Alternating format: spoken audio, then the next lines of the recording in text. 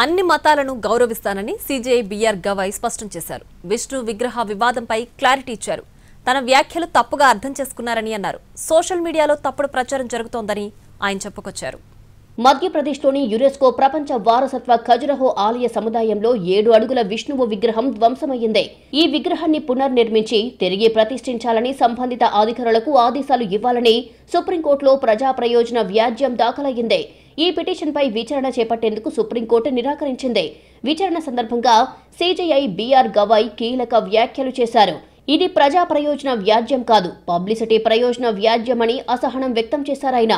ఖజురహో ఆలయం భారత పురావస్తు విభాగం పరిధిలో ఉందని, ఈ విషయంలో సుప్రీంకోర్టు చేయడానికి ఏమీ లేదన్నారు. విగ్రహ పునర్నిర్మాణంపై ఏఎస్ఐని సంప్రదించాలని సూచించారు. లేదంటే మీరెలాగూ విష్ణుమూర్తికి పరమ భక్తుడిని అని చెబుతున్నారు కదా, వెళ్లి ఆయననే వేడుకోండి.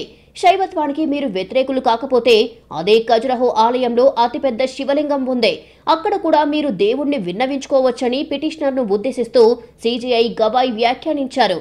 వెళ్లి దేవుడినే అడుక్కోండి అంటూ సీజేఐ గవాయ్ చేసిన వ్యాఖ్యలపై సోషల్ మీడియాలో తీవ్ర విమర్శలు వచ్చాయి. సీజేఐ వ్యాఖ్యలు హిందువుల మనోభావాలను దెబ్బతీసేలా ఉన్నాయని, వెంటనే తన వ్యాఖ్యలను ఆయన వెనక్కి తీసుకోవాలని పలువురు డిమాండ్ చేశారు. సోషల్ మీడియాలో దుమారం చెలరేగడంతో సీజేఐ గవాయ్ విష్ణువు విగ్రహ వివాదంపై చేసిన వ్యాఖ్యలపై వివరణ ఇచ్చారు. తన వ్యాఖ్యలను తప్పుగా అర్థం చేసుకున్నారని, తాను అన్ని మతాలను గౌరవిస్తానని ఆయన స్పష్టం చేశారు. తన కామెంట్స్ పై సోషల్ మీడియాలో తప్పుడు ప్రచారం జరుగుతోందని అన్నారు.